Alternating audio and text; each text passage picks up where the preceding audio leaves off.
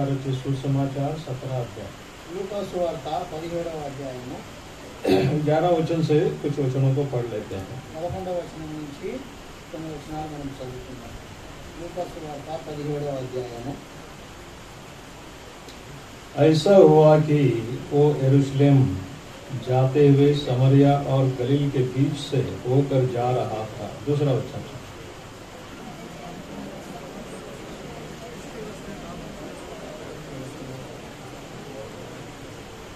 उन्होंने दूर खड़े होकर ऊंचे शब्द से कहा, हे यीशु, हे स्वामी, हम पर दया कर। 14 वचन, అతడు ఒక దినమున ఎవరును ఈ వెడల తప్పులను చేసి దేవుని నామమున అతన్ని క్షమించవలెను।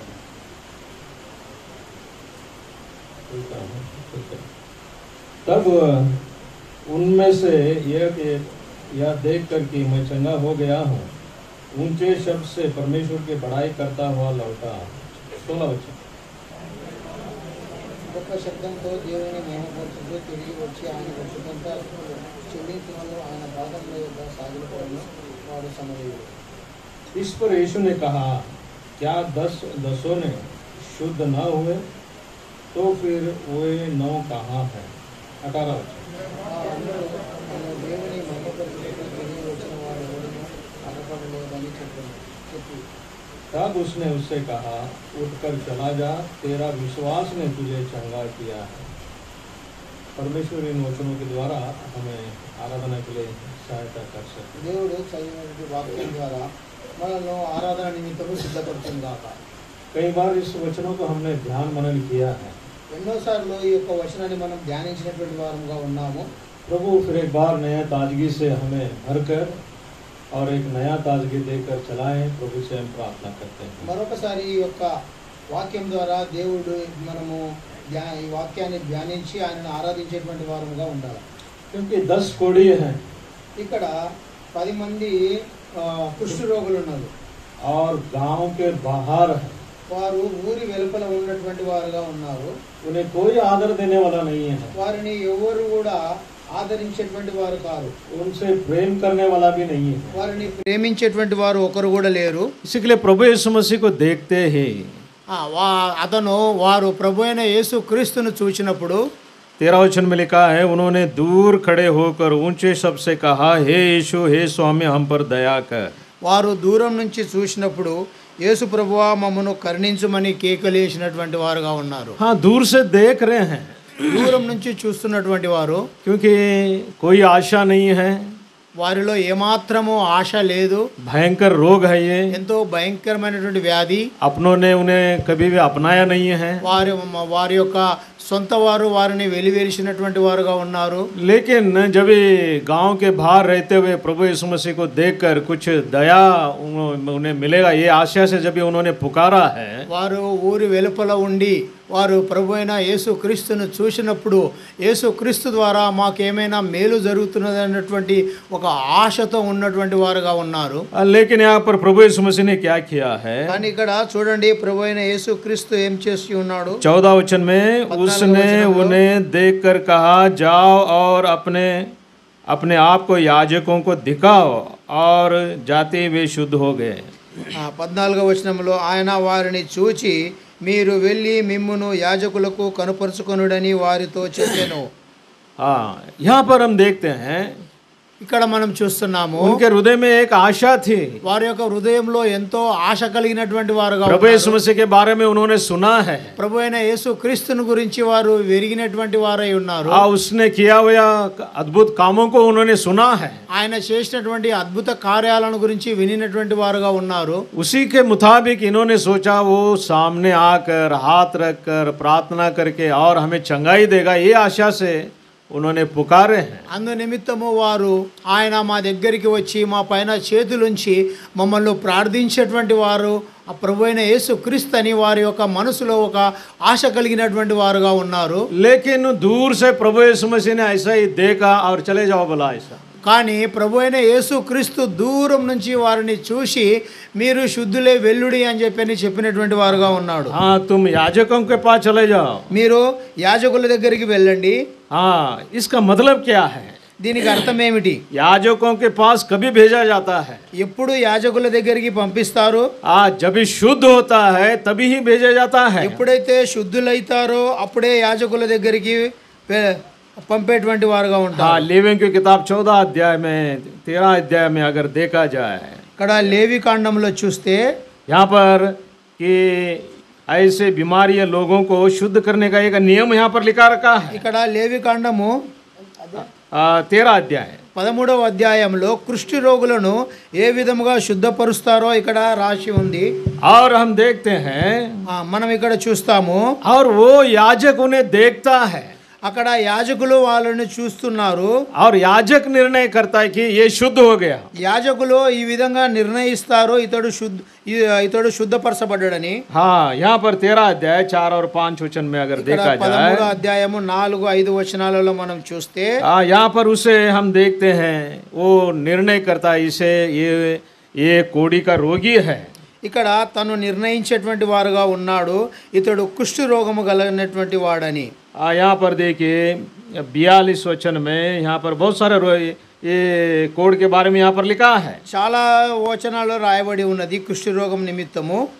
और उसका शुद्ध करने का नियम भी 14 अध्याय पहले 9 वचन में हम देखते हैं। వారిని శుద్ధపరిచేటువంటి విషయంలో కూడా 14వ అధ్యాయము 9వ వచనంలో మనం చూడగలుగుతాము। हाँ, 1 से 9 वचन में हम वहाँ पर जिक्र किया गया है। 1 నుంచి 9 వచనాల మధ్యలో అక్కడ రాయబడి ఉన్నది। याजक हम देखते हैं मंदिर से बाहर आकर उसे देखता है। యాజకులు మందిరం నుండి వెలుపలికి వచ్చి వారిని పరిశోధించేటువంటి వారుగా ఉంటారు। हाँ, याजक निर्णय करता है ये शुद्ध हुआ है। మరి అక్కడ ఉన్నటువంటి యాజకులు తీర్మానం చేస్తారు ఇతడు శుద్ధిపరచబడ్డాడా లేదా అని। और जो रोगी है 2 पवित्र पक्षियों को लेके आना है। అయితే ఎవరైతే కుష్టి రోగం కలిగినటువంటి వారు ఉంటారో వారు 2 పక్షులను తీసుకొని వచ్చేటువంటి వారుగా ఉండాలా। हाँ, ये सभी तंबू के बाहर होने वाला नियम है ये। ఇదంతా కూడా గుడారము వెలుపల ఉండేటువంటి నియమాలు। और वो 2 पक्षी लाने के बाद ఆ 2 పక్షులు తీసుకొని వచ్చిన తర్వాత कि मिट्टी के बर्तन लेकर बहते हुए पानी में एक पक्षी को वध करना है। ఆ యొక్క మట్టితో చేయబడ్డటువంటి పాత్రను తీసుకొని ఆ ప్రవహించేటువంటి ఆ యొక్క నీటిలో ఆ యొక్క ఒక పక్షిని వదిలేటువంటిదిగా ఉండాలా। हाँ, वो मिट्टी के बर्तन में उसे वध करना है। ఆ యొక్క మట్టి పాత్రలో దానిని వధించాలా। और हम देखते हैं जो जीवित पक्षी है, ఏదైతే ప్రాణంతో ఉన్నటువంటి పక్షి, और उसमें डुबा देना है उस लहू में। ఆ యొక్క పక్షిని ఆ యొక్క నీళ్ళలో ముంచేటువంటి వారుగా नीले ఉండాలి। लगा दो रक्तम लो। ఆ యొక్క రక్తంలో ముంచేటువంటి हाँ, వారుగా जिसे ఉండాలి। वध किया है, जो पहले का जो पक्षी है पवित्र पक्षी है, उसे उसका लहू में ये बचा हुआ जो जीवित पक्षी है उसे डुबा देना है। మొట్టమొదటిగా అయితే పక్షిని వధింపబడ్డదో ఆ యొక్క పక్షి రక్తంలో ఈ యొక్క పక్షిని ఆ రక్తంలో ముంచేటువంటి వారుగా ఉండాలా। और उस लहू से 7 बार उस रोगी पर छिड़क देना है।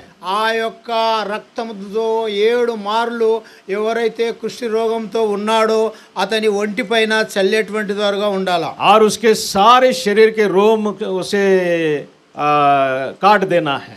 ఆ యొక్క రక్తంతో చిల్కరించిన తర్వాత बाल निकालना है। వారి యొక్క వెంట్రుకలు తీసివేసేయాలి। तभी वो याजक उसे ये शुद्ध है ऐसा निर्णय करता है। అప్పుడు యాజకుడు వచ్చి ఇతడు శుద్ధిపరచబడ్డాడని ఆ యొక్క తీర్మానం చేస్తాడు। हाँ, ये इधर ही खत्म नहीं हुआ है नियम, ఇక్కడే ఇది సమాప్తం కాలేదు, वो अभी भी भारी है। ఇంకా కూడా వెలుపలనే ఉన్నాడు।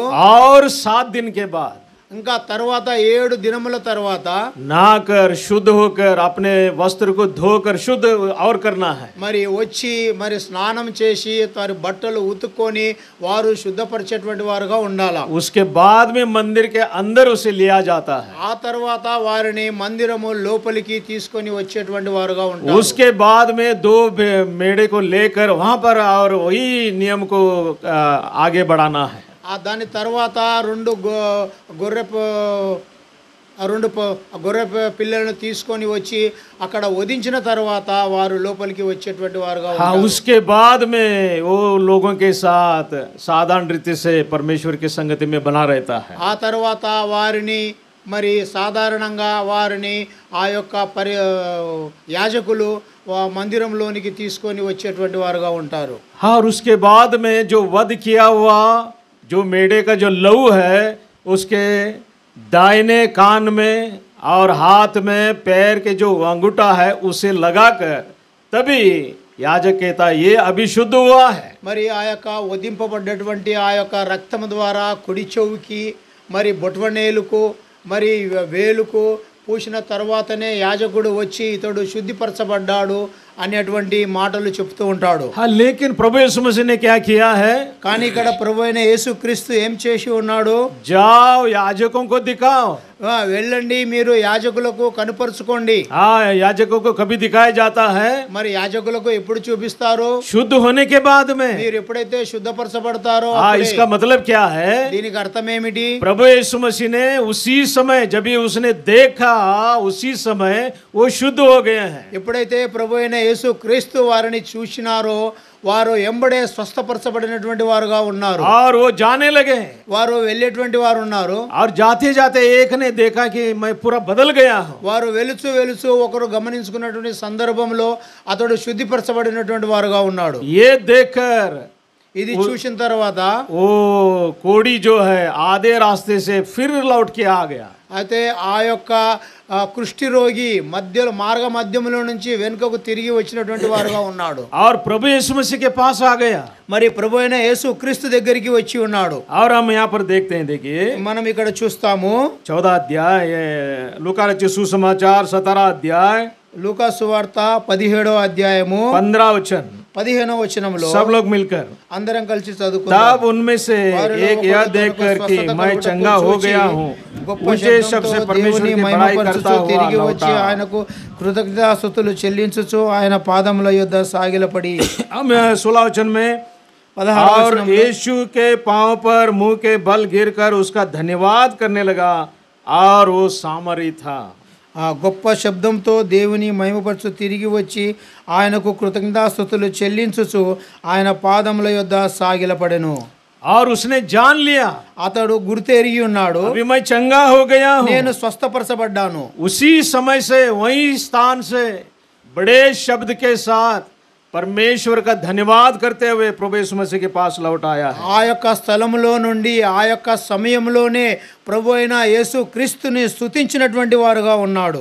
और प्रभु यीशु मसीह के पैरों तले गिरकर प्रभु यीशु मसीह की आराधना करने लगा. ప్రభు అయిన యేసు క్రీస్తు పాదముల మీద పడి ఆయనను ఆరాధించినటువంటి వారుగా ఉన్నాడు. हाँ, एक व्यक्ति को देखकर प्रभु यीशु मसीह भी आश्चर्य अचंबा करने लगा. यहाँ पर ప్రభు అయిన యేసు క్రీస్తు ఆ యొక్క వ్యక్తిని చూసి ప్రభు అయిన యేసు క్రీస్తు ఆశ్చర్యపడుతూ ఉన్నాడు. 17 वचन में 17వ వచనంలో इस पर यीशु ने कहा क्या 10 शुद्ध न हुए तो फिर वे 9 कहाँ हैं? మరి యేసు 10 మంది శుద్ధులైరి కారా, ఆ 9 ఎక్కడా? हम देखते हैं మనం ఇక్కడ చూస్తాము प्रभु यीशु मसीह ने बताया ప్రభు అయిన యేసు క్రీస్తు చెప్పి ఉన్నాడు वो 10 लोग भी शुद्ध हुए हैं. 10 మంది కూడా వారు శుద్ధులైనారు. प्रभु यीशु मसीह को कैसा पता है? ప్రభు అయిన యేసు క్రీస్తుకు ఏ విధముగా తెలిసింది? क्योंकि उसने शुद्ध किया है ఎందుకంటే- और भेजा है. ఆయన శుద్ధి చేసి వారిని పంపినటువంటి వారుగా ఉన్నాడు. इसी के लिए उसने बताया पूछा ఇందు నిమిత్తమే ఆయన వారిని అడిగి ఉన్నాడు, वो 9 कहाँ है? మరి ఆ 9 ఎక్కడా? इसी के लिए हम देखते हैं ఇందుకు మనం చూస్తాము कि 19 वचन में तब उसने उसे कहा उठकर चला जा तेरा विश्वास ने तुझे चंगा किया है. మరి 19వ వచనంలో నీవు లేచి పొమ్ము నీ విశ్వాసము నిన్ను స్వస్థపరచనని వానితో చెప్పెను. हाँ, रोग जो है हमारे विश्वास के द्वारा चंगाई होता है. మరి ఆ యొక్క రోగం అనేది విశ్వాసం ద్వారా స్వస్థపరచబడుతుంది. हम जिस तरह विश्वास करते हैं మనం ఏ విధంగా విశ్వాసిస్తామో हाँ उसी के मुताबिक हमें चंगाई मिलता है. ఆ విధముగా మనము స్వస్థపరచబడతాము. विश्वास का कर्ता प्रभु यीशु मसीह है. ఆ విశ్వాసానికి కర్త ప్రభు అయిన యేసుక్రీస్తు, वही परमेश्वर है. ఆయననే పరమేశ్వర దేవుడు. हाँ, इब्रानी की पत्री 12 अध्याय में హెబ్రీయులకు రాసిన పత్రిక 12వ అధ్యాయంలో विश्वास का कर्ता मराठी में लिखा है विश्वास पैदा करनारा. మరాఠీలో मराठी में क्या लिखा है? మరాఠీలో ఈ విధంగా రాయబడ్డది, कि विश्वास को पैदा करने वाला प्रभु यीशु मसीह. విశ్వాసానికి కర్త ప్రభు అయిన యేసుక్రీస్తు. देखिए 12 अध्याय 12వ అధ్యాయము इब्रानी की पत्री 12 अध्याय హెబ్రీయులకు రాసిన పత్రిక 12వ అధ్యాయము हाँ पढ़ी दया करके और विश्वास के कर्ता हाँ और सिद्ध करने वाला यीशु की ओर ताकते रहे, जिसने उस आनंद के लिए जो उसके आगे धरा था हाँ लज्जा की कुछ चिंता न करके क्रूस का दुख सहा और परमेश्वर के सिंहासन की दाहिनी ओर जा बैठा। बैठा मराठी मराठी में है किसी के पास पंडिता रमाबाई ऐसा कुछ आपण आपल्या विश्वासाचा उत्पादक वो पूर्ण करणारा येशू पूर्ण करनारा यीशु बस है। यहाँ पर हम देखते हैं ఇక్కడ మనం చూస్తాము कि प्रभु यीशु मसीह हमारे हृदय में विश्वास पैदा करता है ప్రభు అయిన యేసు క్రీస్తు మన హృదయంలో విశ్వాసాన్ని స్థిరపరుస్తాడు. और वो विश्वास के द्वारा हम चंगाई पाते हैं, ఆ యొక్క విశ్వాసం ద్వారా మనం స్వస్థపరచబడతాము. वो विश्वास के द्वारा हम उद्धार पाते हैं, ఆ యొక్క విశ్వాసం ద్వారా మనం రక్షింపబడతాము. वो विश्वास के द्वारा ही हमें पवित्र जीवन बिताने के लिए सहायता करता है। ఆ యొక్క విశ్వాసం ద్వారా మనము పవిత్రమైనటువంటి జీవితాన్ని జీవించడానికి సహాయపడుతుంది. और इसी के लिए प्रभु यीशु मसीह ने गवाही बताया यहाँ पर, ఈ యొక్క విషయాన్ని బట్టి ప్రభు అయిన యేసు క్రీస్తు ఒక సాక్ష్యాన్ని మనకు तेरा చూపిస్తున్నాడు. विश्वास ने तुझे चंगाई किया है। నీ విశ్వాసమే నిన్ను స్వస్థపరచబడ్డది అని. इसी के लिए वो याजकों के पास चला नहीं गया है, ఈ విషయాన్ని బట్టి అతడు యాజకుల దగ్గరికి వెళ్ళలేదు. लेकिन प्रभु यीशु मसीह के पास लौट के आया है। కానీ ప్రభు అయిన యేసు క్రీస్తు దగ్గరికి తిరిగి వచ్చినటువంటి వాడు उसने जान लिया అతను గుర్తెరిగిండు. हाँ प्रभु यीशु मसीह सच्चा परमेश्वर है ప్రభు అయిన యేసు క్రీస్తు సత్యమైనటువంటి దేవుడు, और वो चंगा करने वाला परमेश्वर है। ఆయన స్వస్థపరిచేటువంటి దేవుడు. हाँ इसी के लिए वो लौट के आया है। ఇందుని బట్టి తను వెనుకకు తిరిగి వచ్చినటువంటి వాడు. प्रभु यीशु मसीह के पैरों तले गिरकर उसका आराधना करने लगा। ప్రభు అయిన యేసు క్రీస్తు పాదముల పైన పడి ఆరాధించినటువంటి వాడుగా ఉన్నాడు. और ऊंचे शब्द से आराधना करने लगा। గొప్ప స్వరముతో ఆయనను ఆరాధించినటువంటి వాడుగా ఉన్నాడు. हम देखते हैं మనం చూస్తున్నాము जब ये रोगी था, ఎప్పుడైతే రోగంతో ఉన్నాడో और हम देखते हैं कि उसमें कोढ़ का रोग है, बहुत भयंकर रोग है। అతనిలో ఆ యొక్క కుష్టి రోగము భయంకరమైనటువంటి ఆ యొక్క రోగము. और लेवी की किताब 13 अध्याय 45 वचन में हम देखते हैं वो खुद कहना है, ఆ యొక్క లేవీయుల గ్రంథము 13వ అధ్యాయంలో చూస్తుంటే 45 వచనంలో 45వ వచనంలో कि मुंह बांधना है నోరు కట్టాలా, और चिल्लाना है, మరి శబ్దంతో మనం ఆడ కేకలు వేయాలా, हाँ मैं अशुद्ध हूँ, నేను శుద్ధపరచబడ్డానని. और गांव के बाहर रखा जाता है। మరి ఊరి వెలుపల ఉంచుతారు. उन्होंने क्या खाया क्या पिया कोई उनका सुधि नहीं लेता है। మరి వారు ఏమి తిన్నారో ఏమి చేసినారో అవన్నీ దాని ద్వారా శుద్ధిపరచబడరు. एक भयंकर व्याधि यही है, ఇది భయంకరమైనటువంటి రోగము. हर दिन उंगलियां वो कम होते जाते हैं, ప్రతిరోజు వారి యొక్క వేలులు కొంచెం కొంచెం తక్కువగా అవుతూ ఉంటాయి. और वो वेदना अलग है, ఆ యొక్క భయంకరమైనటువంటి బాధ ఇంకా వేరు. और हम देखते हैं लोगों के बीच में नहीं रह सकते हैं। ఇంకా మనం చూస్తున్నాము జనముల మధ్యన వారు ఉండలేరు. ऐसे हालत में प्रभु यीशु मसीह के ऊपर एक आशा रखकर उन्होंने पुकारा है। మరి అలాంటి పరిస్థితిలో వారు ప్రభు అయిన యేసు క్రీస్తు పైన ఒక విశ్వాసము కలిగి ఆయనను పిలిచినటువంటి వారుగా ఉన్నాడు. हम पर दया कीजिए, మా పైన దయ ఉంచండి. हम ना तो जी सक रहे हैं ना तो मर रहे हैं, మేము బ్రతకలేము, మేము చావలేము. लेकिन प्रभु यीशु मसीह ने देखकर जाओ या याजक के पास चले जाओ वो बताया। కానీ ప్రభు అయిన యేసు క్రీస్తు మీరు వెళ్ళండి యాజకుల దగ్గరికి.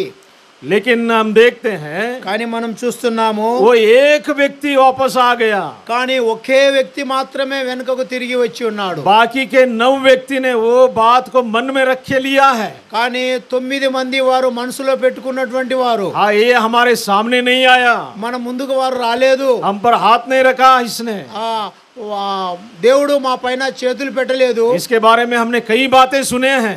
ఈ మాటల ద్వారా మనం ఎన్నో మాటలు విన్నటువంటి వారుగా इसने ఉన్నాము. अंधों को आंखें दिया है, ఈయన గుడ్డి వారికి చూపుని ఇచ్చి ఉన్నాడు, लंगड़ों को चलाया है, కుంటి వారిని నడిపించి ఉన్నాడు, बैरों को सुनाई देने के जैसा किया है, చోటి వారికి వినిపించేటువంటి यहाँ శక్తి तक कि దయచేసినాడు. मुर्दों को जिलाया है, అంతేగాక చనిపోయినటువంటి వారిని బ్రతికించినాడు. और वो प्रेम करने वाला परमेश्वर है। ఆయన ప్రేమించేటువంటి దేవుడు. लेकिन हमारे लिए इसने कुछ भी नहीं किया, కానీ ఈయన మన నిమిత్తము ఏమి చేయలేదు. लेकिन सबसे बड़ा और श्रेष्ठ काम इन कोड़ियों के बारे में प्रभु यीशु मसीह ने किया है। కానీ అతి పరిశుద్ధతమైనది శ్రేష్టమైనది వారిలో ఉన్నటువంటి ఆ యొక్క కుష్టి రోగాన్ని స్వస్థపరిచినటువంటి దేవుడు. कोई भी नियम निभाने के लिए उनको नहीं बताया। వారికి ఎలాంటి నియమాలు ఉండడానికి దేవుడు ఏమాత్రం చెప్పలేదు. अभी तुम शुद्ध हो चुके हो, మీరు ఇప్పుడు శుద్ధిపరచబడ్డారు. अभी क्या है, ఇప్పుడు ఏముంది, अभी मंदिर के अंदर आपको जाना है। ఇప్పుడు మీరు మందిరము లోపలికి రావాలా. इसके लिए वो याजक तुम्हें वो निर्णय करेगा। అప్పుడు ఆ యొక్క యాజకులు వారి పట్ల తీర్మానం చేస్తారు. तभी तुम्हें सारे लोगों के साथ तुम आराधना कर सकते हो। అప్పుడు మీరు అందరితో కలిసి ఆరాధించేటువంటి వారుగా ఉంటారు. परमेश्वर की महिमा कर सकते हो, దేవుణ్ణి మహిమపరిచేటువంటి వారు అవుతారు. लेकिन ये 9 लोगों ने नहीं जान लिया है। కానీ ఇక్కడ 9 మంది వీరు ఈ విషయాన్ని ఎరగని వారై ఉన్నారు. इसलिए हम देखते हैं ఇందును బట్టి మనం చూస్తాము परमेश्वर ने हमारे लिए कैसे कैसे बड़े काम किए हैं। దేవుడు మన నిమిత్తము ఎంత గొప్ప గొప్ప కార్యాలు చేసి ఉన్నాడు. हम नहीं जानते हैं, మనము ఎరగని వారము. हम देखते हैं एक व्यक्ति उसने जान लिया, కానీ ఈ యొక్క వ్యక్తి తను గుర్తెరిగినటువంటి వాడు. वो प्रभु यीशु मसीह के पास आया है। అతను ప్రభువైన యేసు క్రీస్తు దగ్గరికి వచ్చి ఉన్నాడు. हम सभी यहाँ पर क्यों आए हैं? మనమందరం ఇక్కడికి ఎందుకు వచ్చి ఉన్నాము? क्योंकि प्रभु यीशु मसीह की आराधना करने के लिए, ప్రభువైన యేసు క్రీస్తుని మనం ఆరాధించడానికి. क्योंकि हमने चंगाई पाया है। మనము స్వస్థత పొందినాము. पहला पत्रस మొదటి పేతురు 2 अध्याय 2వ అధ్యాయము 24 वचन में 24వ వచనము हम यहाँ पर देखेंगे। మనం ఇక్కడ చూస్తాము. उसने आप ही हमारे सारे अपराधों को अपने पर लेकर क्रूस पर चढ़ गया ताकि हम पाप में मरकर धार्मिकता का जीवन पाएं और उसी के मार खाने से हम चंगे हो गए। पहला पत्रस 2 अध्याय 24 वचन में, మొదటి పేతురు 2వ అధ్యాయము 24వ వచనము. सब लोग मिलकर पढ़ लेते हैं। మనము పాపముల విషయమై చనిపోయి నీతి విషయమై జీవించినట్లు అయితే हमारे पापों के लिए मार कर धार्मिकता के लिए जीवन बिताए, उसी के मार खाने से हम चंगे हो गए हैं। మనము దీని ద్వారా స్వస్థపరచబడ్డాము. देखिए पाप का रोग है, ఈ పాపంతో వచ్చినటువంటి రోగము. लेकिन उसने आप ही खुद ही सारे संसार के पाप को अपने शरीर पर लेकर क्रूस पर मर गया। మరి ఆయన మన నిమిత్తము మన అందరి నిమిత్తము మన యొక్క పాపాలన్నీ కూడా అతను శిలువ పైన మోసుకొని మరణించినటువంటి వాడుగా ఉన్నాడు. ताकि हम पाप के लिए मरकर धार्मिकता का जीवन बिताएं। ఎందుకనగా మనము పాపము నిమిత్తము చనిపోయి నీతి నిమిత్తము మనము జన్మించినటువంటి వారముగా ఉండాలా. धार्मिकता का जीवन क्या है? మరి నీతి కలిగినటువంటి జీవితము ఏమిటి? यो पवित्र जीवन है। ఇది పవిత్రమైనటువంటి జీవితము. ये हमारा विश्वास पर निर्भर करता है। ఇది మన యొక్క విశ్వాసము నుండి మనము స్థిరపరచబడతాము. अब्राहम ने परमेश्वर से विश्वास किया, అబ్రహాము దేవుని పైన విశ్వాసం ఉంచినటువంటి और వాడు. उसका विश्वास धर्मी माना गया। ఆయన యొక్క విశ్వాసము నీతిగా ఎంచబడ్డది. यानी उसका विश्वासी उसे क्षमा किया है। ఆయన యొక్క విశ్వాసం ద్వారా ఆయనను క్షమించి ఉన్నారు. रोमा की पत्री 4 अध्याय 3 वचन में लिखा है। రోమిల్ రాసిన పత్రిక 4వ అధ్యాయము 3వ వచనంలో రాయబడి ఉంది. वही लिखा है, उसने विश्वास किया है ఎవరైతే ఆయనలో విశ్వాసం ఉంచినారో और वो धर्मी माना गया। వారు నీతిమంతులుగా हमने తీర్చబడ్డారు. विश्वास किया है, మనం విశ్వాసం ఉంచినము, हमको उसने धर्मी बनाया है। మనల్ని ఆయన నీతిమంతులుగా చేసి ఉన్నాడు. देखिए रोमा की पत्री 3 अध्याय రోమిలకు రాసిన పత్రిక 3వ అధ్యాయము उसका 24 वचन। 24వ వచనము. रोमा की पत्री 3 अध्याय उसका రోమీలు 24। 3:24. सब लोग मिलकर पढ़ लेते हैं। 23 తెలుగు में. उसी के परंतु उसके अनुग्रह से हम छुटकारा के द्वारा मसीह यीशु में है सेंत में धर्मी ठहराए जाते हैं। మన 24 ఇక ఆయన కృపచేత యేసు క్రీస్తు నందలి విమోచన ద్వారా ఉచితముగా నీతిమంతులుగా తీర్చబడిచున్నారు. हम यहाँ पर देखते हैं ఇక్కడ మనం చూస్తున్నాము 25 वचन में, 25వ వచనంలో उसे परमेश्वर ने उसके लहू के कारण एक ऐसा प्रायश्चित ठहराया जो विश्वास करने से कार्यकारी होता है कि जो पाप पहले किए गए और जिन पर परमेश्वर ने अपनी सहनशीलता के कारण ध्यान नहीं दिया उनके विषय में वो अपनी धार्मिकता प्रकट करें। పూర్వము చేయబడిన పాపములు దేవుడు తన ఉరిమి వలన ఉపేక్షించినందున ఆయన తన నీతిని కనుపరుచునని యేసు క్రీస్తు రక్తమునందలి విశ్వాసము ద్వారా ऐसा प्रायश्चित किया लिखा है। ఇలాంటి ఆ యొక్క పశ్చాత్తాపము పొందినటువంటి వారు 25 वचन में 25వ వచనంలో उसे परमेश्वर ने उसके लहू से यानी प्रभु यीशु मसीह के लहू से ఆయన యొక్క ప్రభు అయిన యేసు క్రీస్తు రక్తము ద్వారా कि प्रायश्चित किया है। ప్రాయశ్చిత్తింపబడినటువంటి వారు बिना लहू बहाए प्रायश्चित नहीं होता है। ఆ రక్తము చిందించకుండా పశ్చాత్తాపము పొందని వారము इसी के लिए प्रभु यीशु मसीह ने हमारे लिए बहुत बड़ा बलिदान किया।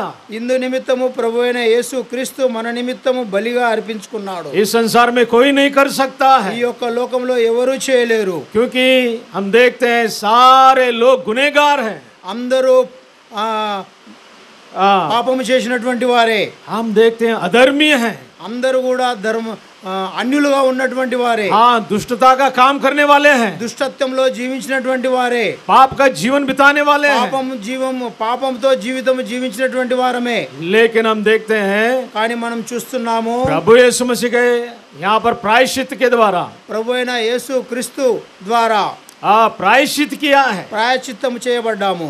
और उसने लहू बहाया, ఆయన రక్తం కార్చి ఉన్నాడు। सारे लोगों को उसने क्षमा किया है, అందరిని క్షమించినటువంటి వారుగా ఉన్నాడు। सभी को छुटकारा दिया है। అందరికీ విడుదల అనుగ్రహించి ఉన్నాడు। जो विश्वास करे, ఎవరైతే విశ్వాసముస్తారో मुंह से कबूल करे, నోటితో ఒప్పుకుంటారో उसे उद्धार है। వారికి రక్షణ దయచేసినాడు।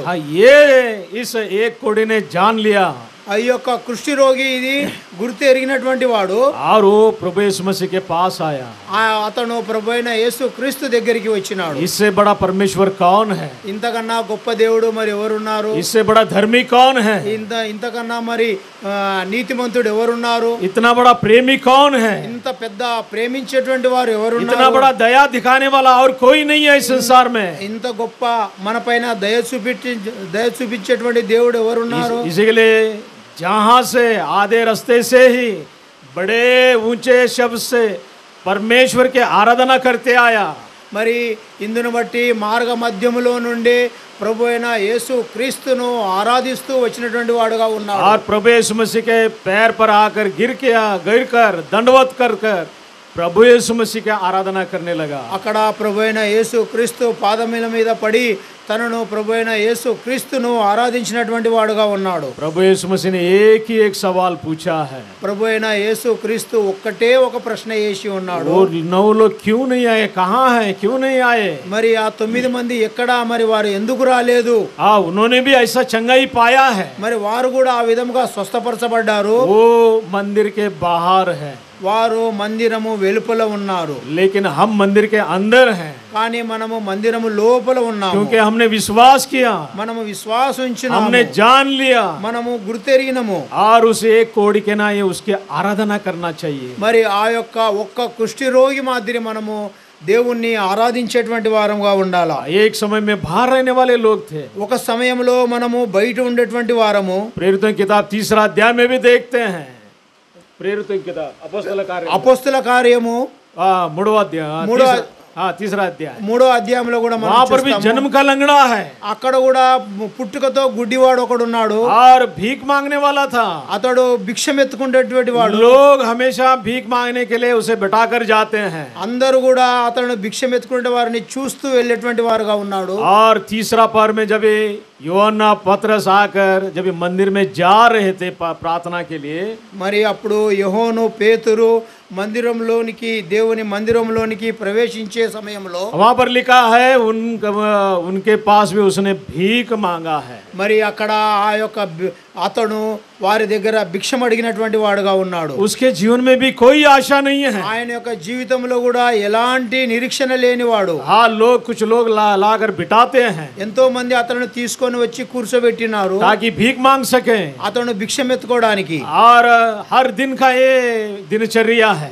ప్రతిరోజు అతను భిక్షం ఎత్తుకునేటువంటి వాడు। जब पतरस और यूहन्ना के पास उसने देखा, ఎప్పుడైతే పేతురు యోహాను వైపున చూసినప్పుడు और उन्होंने क्या बताया, వారు ఏం చెప్పి ఉన్నారు? हमारे पास तो ना तो सोना है ना तो चांदी है, మరి మా దగ్గర అయితే వెండి బంగారం లేదు గాని हाँ, हमारे पास जो है हम वही आपको दे देते हैं। నాదే మా దగ్గర ఏమైతే ఉన్నదో అదే నీకు ఇస్తాను. और उन्होंने उसका दाहिना हाथ पकड़कर అతని యొక్క కుడి చేయి పట్టుకొని नासरी यीशु के नाम से चल उठ फिर, నజరేయున యేసు క్రీస్తు నామమున లేచి నడవమని और हम तुरंत देखते हैं మనము ఎంబడే చూస్తాము. उसके टखनों में बल आ गया, ఆయన యొక్క కాళ్ళలో బలము వచ్చింది. और वो जब वो जान लिया, అప్పుడు గుర్తెరిగిండు. और उसने हम देखते हैं वहीं से అప్పటి నుంచే అతను वो कूद कर आराधना करने लगा। ఆ గంతులు వేస్తూ దేవుణ్ణి ఆరాధించినటువంటి వాడుగా ఉన్నాడు. परमेश्वर का मंदिर में उनके साथ चला गया। దేవుని యొక్క మందిరములతో వారితో కలిసి వెళ్ళినటువంటి వాడుగా ఉన్నాడు. हाँ, उसने बदलावट देखा है अपने शरीर में। అతను తన యొక్క శరీరములో మార్పును గమనించినటువంటి వాడు ఉన్నాడు. कई सालों से मंदिर के बाहर है, 30 సంవత్సరం నుంచి ఎన్నో సంవత్సరం నుంచి ఎన్నో సంవత్సరం నుంచి మందిరము వెలుపల ఉన్నటువంటి వాడు. क्योंकि मंदिर में आने के लिए ये परमिशन नहीं है, లోపలికి రావడానికి పర్మిషన్ లేదు. हाँ, नियम के अनुसार ఆ యొక్క నియమానుసారంగా जो लंगड़े हैं और जो रोगी हैं मंदिर में नहीं आ सकते हैं। ఎవరైతే కృంటివారైనా సరే, మరి అనారోగ్యంగా వ్యాధి కలిగినటువంటి వారైనా సరే ఎవరు మందిరానికి రావడానికి ఏమాత్రం పర్మిషన్ లేదు. हाँ, ऐसे हालत में ఇలాంటి పరిస్థితిలో जब वो चंगा हो गया ఎప్పుడైతే స్వస్థపరచబడ్డాడో, और ठीक ठाक हो गया है, ఎప్పుడైతే స్వస్థత నొందినాడో वो परमेश्वर के मंदिर में बड़े आवाज से आराधना करते हुए प्रवेश किया। దేవుని మందిరంలో గొప్ప స్వరముతో దేవుణ్ణి ఆరాధించినటువంటి వాడుగా ఉన్నాడు. इसी के लिए प्रियो हम यहाँ पर क्या देखते हैं, ఇందును బట్టి మనము ఈ యొక్క మందిరంలో ఇప్పుడు ఏం చూస్తున్నాము? उसी स्थान से उसी दिन से वो आराधना करने लगे हैं। ఆ యొక్క స్థలములో నుండి ఆ దినము నుంచే దేవుణ్ణి ఆరాధించినటువంటి వాడుగా ఉన్నాడు. इसी के लिए हम परमेश्वर ने हमें उद्धार दिया है, ఇందు నిమిత్తము దేవుడు మనల్ని రక్షించుకున్నాడు. और उसने हमको मंदिर में लेके आया है। ఆయన మనల్ని మందిరం లోపలికి తీసుకొని వచ్చినటువంటి వాడు. मंदिर में अंदर आए हैं, इसका मतलब है మనము మందిరం లోపలికి రావడానికి అర్థము हाँ, हम चंगाई पाए हुए लोग हैं, మనము స్వస్థపరచబడ్డాము, और हमें क्षमा पाए हुए लोग हैं, మనము క్షమింపబడినటువంటి వారము, हम धर्मी के किए हुए लोग हैं, మనము నీతిమంతులుగా తీర్చబడినటువంటి వారము. और सबसे बढ़कर అన్నిటికన్నా గొప్పది और उस चट्टान पर स्थिर हुए लोग हैं, ఆ యొక్క బండ పైన స్థిరపడబడినటువంటి వారము, जो कि प्रभु यीशु मसीह है। ప్రభు అయిన యేసు క్రీస్తు. हम भजन संहिता కీర్తన గ్రంథము उसमें 2-3 हम वचन जब देखते हैं 40 अध्याय, కీర్తన గ్రంథము 40 అధ్యాయములో हम वहाँ पर देखते हैं మనం అక్కడ చూస్తాము कि दलदल के कीच से सत्यानाश के गड्ढे से तूने उबारा है और चट्टान पर मुझे मेरे पैरों को स्थिर किया है।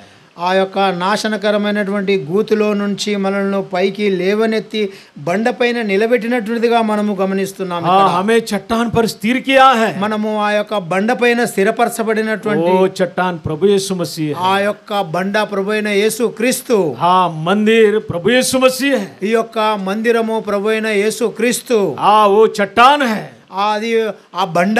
हाँ, मंदिर में अगर हम बैठे हैं, మనము మందిరంలో కూర్చుంటే हम प्रभु यीशु मसीह पर स्थिर हैं, మనము ప్రభువైన యేసు క్రీస్తులో స్థిరపరచబడినటువంటి వారము. सत्यानाश के गड्ढे से उबारे हुए हैं, खींचे हुए हैं, ఆ యొక్క నాశనకరమైనటువంటి గుంటలో నుంచి లేపబడినటువంటి వారము. और उसके हम आराधना करना चाहिए, మనము ఆ విధంగా ఆయనను ఆరాధించేటువంటి వారముగా ఉండాలి. और उसी अगले वचन में अगर जब देखेंगे, అదే ముందు వచనంలో మనం చూస్తే उसने मेरे हमारे मुंह में नया गीत सिखलाया है जो परमेश्वर का स्तुति का है, आराधना का है। ఆయన మన నోటిలో ఒక నూతనమైనటువంటి గీతాన్ని ఉంచినటువంటి వాడుగా మనం చూస్తున్నాం. हाँ, इतना सभी कर कर उसने ही हमारे मुंह में नया गीत रखा है। ఇంత గొప్ప కార్యాలు చేసి కూడా మన యొక్క నోటిలో ఒక నూతనమైనటువంటి గీతాన్ని మనకు చూపించినటువంటి వారుగా ఉన్నాడు. इसी के लिए दाऊद कहता है, तुम्हारा मुंह खोलिए उसे मैं भर देता हूँ। అందుకే దావీదు అంటున్నాడు, మీ నోరు తెరచండి, నేను మీ నోటిలో నేను నింపేదను, మీ నోటిని నేను నింపేదను అని. देखिए 81:10 में 81వ కీర్తన हाँ उसका 10 वचन 10వ వచనం दया करके पढ़िए, దయచేసి చదవండి హిందీలో. Psalms 81:10। हाँ मिस्र देश से निकाल लाया है, तू अपने मुंह पसार में उसे भर दूंगा। मुंह पसार हमें मुंह खोलना है। 10వ వచనంలో ఐగుప్తు దేశంలో నుండి నిన్ను రప్పించిన నీ దేవుడగు యెహోవాను నేనే, నీ నోటి బాగుగా తెరుము, నేను దానిని నింపెదను. हाँ, मिस्र से उसने हमको छुड़ाया है। ఐగుప్తులో నుంచి మనల్ని నడిపించినటువంటి దేవుడు, हाँ, प्रभु हमें सहायता करे। దేవుడు మనకు సాయం చేస్తాడు.